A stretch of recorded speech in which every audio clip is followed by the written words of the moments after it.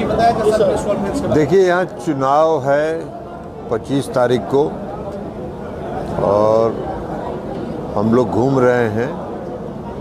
गोपालगंज भी घूमे हैं, सिवान भी घूम रहे हैं और कहीं कोई लड़ाई नहीं है। बिहार के लोग, सिवान के लोग, गोपालगंज के लोग यह मन बनाए हुए हैं कि आदरणीय नरेंद्र मोदी जी को तीसरी बार देश का प्रधानमंत्री बनाना है और उसके लिए एक एक सीट का महत्व है। और सभी लोग यह मन बना के बैठे हुए हैं कि गोपालगंज से डॉक्टर आलोक कुमार सुमन को और सिवान से श्रीमती विजय लक्ष्मी जी को अपना वोट देकर लोकसभा में अपना प्रतिनिधित्व करने के लिए भेजेंगे।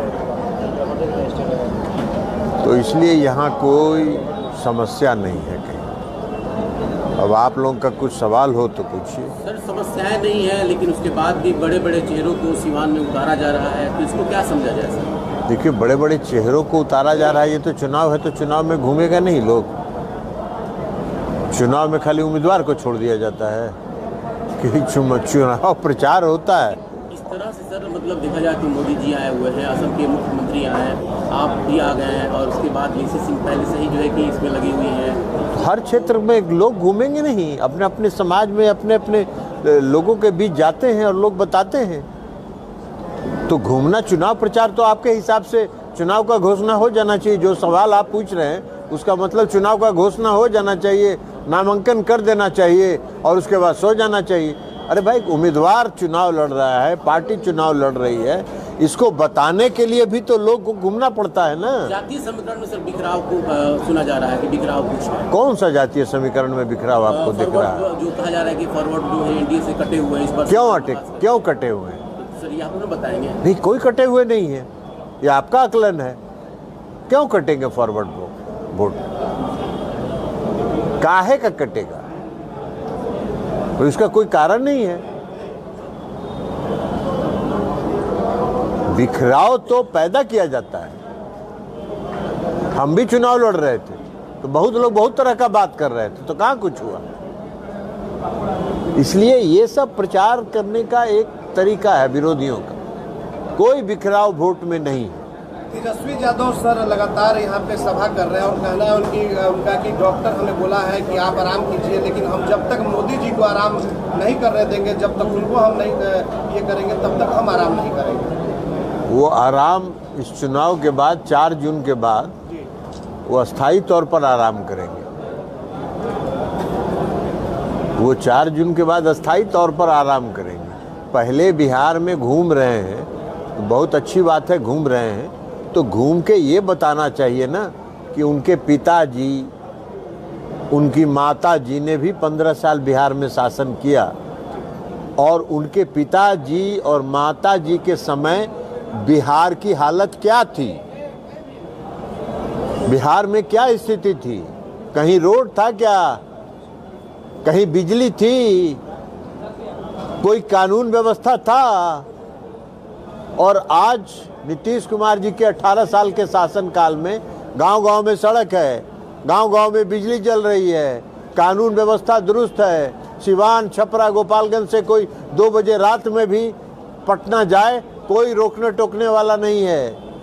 और उनके पिताजी और माताजी का जब राज था तो 7 बजे शाम के बाद कोई निकलता नहीं था, घर से नहीं निकलता था 7 बजे शाम के बाद, दहशत में रहता था। तो ये बिहार के लोग नहीं भूले हैं, बिहार के लोग आज भी हैं। जो नए उम्र के लोग हैं वो जरूर नहीं देखे होंगे पुराना राज। तो इसलिए वो जब उन्होंने होश संभाला तब वो उन्होंने नीतीश जी का सुशासन देखा, जहां विकास का काम हुआ, जहां कानून व्यवस्था दुरुस्त हुआ, जहां रोड बना, सड़क बना, बिजली बनी। सर, तेजस्वी जी कह रहे हैं कि नीतीश कुमार ने कहा था भाजपा 2014 में आई है, 24 में जाएगी, इसी अनुसार काम कर रहे हैं और बिहार से एकदम सफाया कर देंगे भाजपा। तो तेजस्वी जी भविष्यवक्ता हैं। 15 साल से तो इंतजार 18 साल से कर रहे हैं। 18 साल से तो इंतजार ही ना कर रहे हैं। अभी 2 साल बाकी है।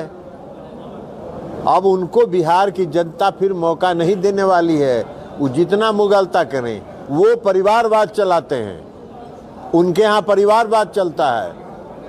और हम लोग के यहाँ एनडीए में नीतीश कुमार जी हो या कोई मोदी जी हो, हम लोग का कोई परिवार नहीं है, पूरा प्रदेश परिवार है। सिवान में सर आप आए हुए हैं, क्या कुछ यहाँ का माहौल दिखाई दे रहा है? सिवान में चुनाव जीतेंगे, माहौल क्या दिख रहा है? चुनाव जीतेंगे, हर हालत में चुनाव जीतेंगे। चुनाव सिवान के मतदाता मन बनाए हुए हैं। ये बाजारू बात है जिसकी चर्चा आप कर रहे हैं। सर, छपरा में जो हालात हुए हैं, रोहिणी आचार्य ने कहा है कि भाजपा गुंडों की पार्टी है और उनके द्वारा इस तरह का जंगल राज पैदा किया जा रहा है। इसमें क्या कुछ है? अभी रोहिणी आचार्य बोल रही हैं, जाके अपने माता पिता से न पूछो कि उनके राज में बिहार में क्या था। गुंडा राज था। कोई भला आदमी शाम में 7 बजे के बाद सड़क पर नहीं निकलता था। उनको हक है कहने का। अरे अपने माता पिता से पूछें, बिहार की जनता से पूछें, बड़े बुजुर्गों से पूछें कि भाई लालू जी के और राबड़ी जी के राज में आप शाम में निकलते थे क्या घर से? बहू बेटी घर से शाम में निकलती थी? नहीं निकलती थी। आतंक था। और यह सिवान तो अलग आतंक का राज था। सिवान में एक निर्दलीय प्रत्याशी है, चुनाव लड़ रही है और पूरी तरीके से गेरुआ गमछे लेकर के उनका कहना है कि हम लोग भी इस बार एनडीए के साथ जाएंगे। अरे ये सब तो भेष बदलना बहुरूपिया जानते नहीं है। वोट लेने के लिए गेरुआ वस्त्र धारण कर लिए। और उनके महरूम पति जो थे वो सिवान के बारे में, सिवान का हर आदमी उनके बारे में जानता था कि उनके डर से कोई बोलने का साहस नहीं करता था। हम ही लोग जब समता पार्टी बनाए थे तो सिवान का कोई भी टेंट समियाना वाला दरी भी देने के लिए हम लोग को तैयार नहीं था। और नीतीश जी और हम सब लोग आए थे, स्टेडियम में मीटिंग किए थे। छपरा से दरी, जाजिम और माइक लेके आए थे। और लोग मीटिंग में नहीं आए थे, दीवार के चारों तरफ खड़े होकर भाषण सुन रहे थे। अब वो भी बात कर रही हैं सुशासन का, कानून व्यवस्था का। तो इससे आश्चर्य कोई बात हो सकता है क्या? सर 19 साल का दौर गुजरने के बाद क्या लग रहा है कि फिर से वो दौर आ सकता है थोड़ा देर के लिए? बिहार के लोग अब उस दौर को नहीं काहे का कोई आएगा भाई? 20 घंटा 22 घंटा बिजली जल रहा है तो अब कोई ललटेन लेके काहे के लिए आएगा? हमको तो तेजस्वी जी को परामर्श देना है कि भाई ललटेन हटा लीजिए। अब इस ललटेन युग में बिहार नहीं जाने वाला है। आप लालटेन तब घुमाते थे जब बिहार में आपके माता पिता ने बिजली नहीं दी थी, तब आप ललटेन घुमाते थे, क्योंकि हर घर में ललटेन जलता था। अब तो हर घर में बिजली जल रहा है, एसी चल रहा है, फ्रिज चल रहा है, 22 घंटा 20 घंटा बिजली रह रही है। उनसे पूछिए कि आपके पिताजी और माताजी जब बिहार में शासन कर रहे थे, बिहार का प्रतिदिन कितना बिजली का मेगावाट का खर्च था? 600 मेगावाट। उसमें लगभग 150 मेगावाट इकरारनामा के मुताबिक नेपाल को और रेलवे को दिया जाता था। तो 400 साढ़े 400 मेगावाट में बिहार को बिजली दे रहे थे उनके माता पिता। तो ललटेन लेके घूम रहे थे, क्योंकि बिहार को ललटेन में ही रखा था उन्होंने। अब नीतीश कुमार जी ने तो हर जगह बिजली चकाचक दे दिया है। 6800 मेगावाट प्रतिदिन बिजली का खपत है आज बिहार में, और आपूर्ति की जा रही है। तो अब कौन ललटेन युग में जाना चाहेगा? अब तो तीर है, एक एक तीर से 10-10 ललटेन फूटेगा। 2024 का चुनाव सर, क्या इसके बाद नीतीश कुमार जी रहेंगे मोदी जी के साथ या फिर से पलटी मारेंगे? ये कहाँ से आपको भविष्यवाणी कर रहे हैं? राजद के लोगों का छोड़िए ना, नीतीश कुमार जी ने मौका दिया कि माता पिता तो जो कर्म किए सो किए ही, कम से कम पुत्र कुछ सुधरने का रास्ता देखे, लेकिन सुधरने के लिए कोई तैयार नहीं है। और इसलिए नीतीश कुमार जी ने तुरंत 2 मिनट में विदा कर दिया, क्योंकि नीतीश कुमार जी लंबे समय से इस देश की राजनीति में केंद्र में मंत्री रहे, रेल मंत्री रहे, कृषि मंत्री रहे, भूतल परिवहन मंत्री रहे, 18 साल से बिहार के मुख्यमंत्री हैं। आज तक कोई विरोधी भी नीतीश कुमार जी पर कोई पक्षपात का और भ्रष्टाचार का आरोप नहीं लगा सका। और आप तो जब मौका मिलता है उसी में डूब जाते हैं। तो नीतीश कुमार जी इसको तो बर्दाश्त करने वाले हैं नहीं। सर, इसको क्या समझा जाए? नीतीश जी ने बड़का गांव के जनसभा में कहा कि मदरसों को हमने बहुत इमदाद की है, इसमें तो कहीं दो राय नहीं है। लेकिन वहीं गांधी मैदान के जो प्रांगण में असम के मुख्यमंत्री ने कहा कि हमने एक झटके में 700 मदरसे बंद कर दिए। इसको क्या समझा जाए सर? आसाम के मुख्यमंत्री क्या कर रहे हैं वो आसाम में जाने, नहीं आए थे वो अलग बात है। लेकिन आसाम के मुख्यमंत्री आसाम में क्या कर रहे हैं वो जाने। बिहार में तो जो बिहार के मुख्यमंत्री हैं उनका जो काम है, आज आप एक बात बता दीजिए कि 18 साल से नीतीश कुमार जी बिहार में शासन कर रहे हैं। आप एक उदाहरण नहीं बता सकते हैं जहां अल्पसंख्यक समुदाय के ऊपर अत्याचार हो और अल्पसंख्यक समुदाय असुरक्षित महसूस किए हो। नीतीश कुमार जी मदरसे के जो शिक्षक थे उनकी जो बदहाली थी, जो आज दावा करते हैं MY समीकरण का, यहाँ तेजस्वी जी, उनके पिताजी माताजी भी शासन में थे 15 साल तक, और 15 साल में उन्होंने कोई मदरसा पर ध्यान नहीं दिया। और नीतीश कुमार जी ने बिहार के मदरसों को सुधारा।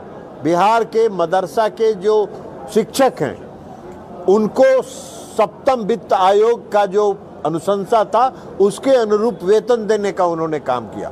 तो नीतीश कुमार जी का नारा है न्याय के साथ विकास, और न्याय के साथ विकास का मतलब है कि उन्होंने विकास भी किया और समाज के हर तबके के साथ उन्होंने न्याय किया। और जो समाज में सबसे पिछले पंक्ति में खड़ा व्यक्ति है, समुदाय है, उसके लिए विशेष अवसर देके उन्होंने उसको मुख्य धारा में लाने का प्रयास किया। और इसी के तहत उन्होंने 20% अति पिछड़े वर्ग को आरक्षण दिया पंचायती राज व्यवस्था में, नगर निकाय में। 50% महिलाओं को आरक्षण दिया, क्योंकि उनका मानना था कि 50% की आबादी के लिए अगर विशेष प्रयास नहीं किया जाए, उसके को समाज के मुख्य धारा में नहीं लाया जाए तो संभव नहीं है बिहार का विकास। तो इसलिए 50% का आरक्षण दिया। 32% का 2012 में उन्होंने पुलिस सेवा में दिया। आज बिहार एकमात्र राज्य है पूरे देश में जहां लगभग 30,000 से ज्यादा बिहार पुलिस में महिलाएं हैं।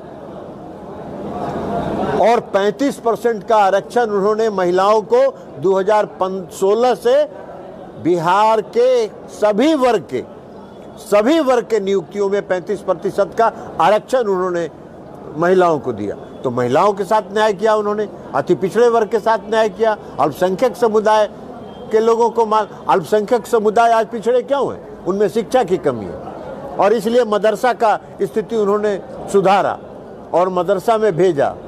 तालीमी मरकज उन्होंने बनाया ताकि लोगों को स्कूल तक पहुंचाया जाए। तो ये सारे काम मुख्यमंत्री जी ने किया, और मुख्यमंत्री जी का यही है कि समाज के हर तबके का जब तक विकास नहीं होगा तब तक विकसित बिहार का कल्पना नहीं किया जा सकता। पलायन की समस्या पे आप लोगों का क्या दृष्टिकोण है? कौन सा प्लान? यहाँ से मजदूर जो बाहर जा रहे हैं कमाने के लिए, देखिए मजदूर अगर कहीं बाहर जाते हैं काम कमाने के लिए, ये उनकी मर्जी है। लेकिन आज बिहार के धरती पर इतना कंस्ट्रक्शन हो रहा है, इतना कंस्ट्रक्शन हो गया कि जो यहाँ काम करना चाहेंगे वो उनको यहाँ काम आसानी से उपलब्ध हो जाता है। 40 सीटें अगर बिहार को भाजपा को मिलती है, क्या विशेष राज्य का दर्जा बिहार को मिलने वाला है? ये अलग बात है, विशेष राज्य का दर्जा मिलेगा कि नहीं, लेकिन हमको जो सुविधा और भी पैकेज भी है, कई तरह की चीजें। जैसे आप देखिए बिहार में कोई उद्योग नहीं लग रहा था, उसका कारण था कि यूपीए की सरकार ने, डॉक्टर मनमोहन सिंह जी की सरकार ने एक शर्त लगा के रखा था कि इथेनॉल का उत्पादन वही कर सकता है जो चीनी का उत्पादन करेगा। मुख्यमंत्री नीतीश कुमार जी इस बात को लगातार मांग करते रहे कि चीनी के साथ इथेनॉल को मत जोड़िए, इथेनॉल का स्वतंत्र उत्पादन की अनुमति दीजिए, नहीं दिया। नरेंद्र मोदी जी की सरकार ने वो अनुमति दिया और आज बिहार में 100 से ज्यादा इथेनॉल की फैक्ट्री लग रही है। तो इसलिए बिहार को और भी सुविधा मिलती है। तो हमको तो मतलब है बिहार का विकास से, तो बिहार का विकास में बिहार को पैकेज मिलता है और बिहार को पैकेज अगर मिलता है तो उससे भी हमारा काम होता है। आज एक निर्णय से 100 फैक्ट्री लग रही है बिहार में इथेनॉल की। इसी तरह और भी कई चीजें होंगी आगे भविष्य में। तेजस्वी यादव का दावा है सर कि 300 से ज्यादा सीट जीत रही है एनडीए गठबंधन। अरे तेजस्वी जी दावा कुछ भी करते रहे। पिछला चुनाव में दावा कर रहे थे 2019 में कि सब सीट हम जीत रहे हैं, आज 0 पर आउट हो गए थे। सर मुंगेर सीट पर आपके सामने बाहुबली हम अपने विरोधी पर कोई प्रतिक्रिया व्यक्त नहीं करते हैं। वो चुनाव हो चुका है, चुनाव हो चुका है, मतदान बंद है। ये तो 4 तारीख को पता चलेगा। हम कोई भविष्य वक्ता हैं? अशोक महतो कह रहे हैं कि इस बार अरे हमको उससे कोई मतलब नहीं है। ये तो मतदान के दिन पता चलेगा। आप अशोक महतो का ब्रीफ काहे के लिए हुए हैं? सर जब चर्चा आपकी आ रही थी तो कह रहे थे कि हम नहीं जानते हैं। बहुत अच्छी बात है, वो नहीं जानते हैं, संभव है वो नहीं जानते होंगे। हम उनको शुभकामना देते हैं कि हमको नहीं जानते हैं। और ये भी बयान आ रहा था कि अगड़ा वर्सेस पिछड़ा की लड़ाई है। अब ये अलग बात है, ये सब तो लोग करते रहते हैं। वहाँ के लोग विकास पर वोट देते हैं और मुंगेर में विकास जो हुआ है ये जाके आपको भी निमंत्रण देंगे, चले जाइए और जाके देख के आइए।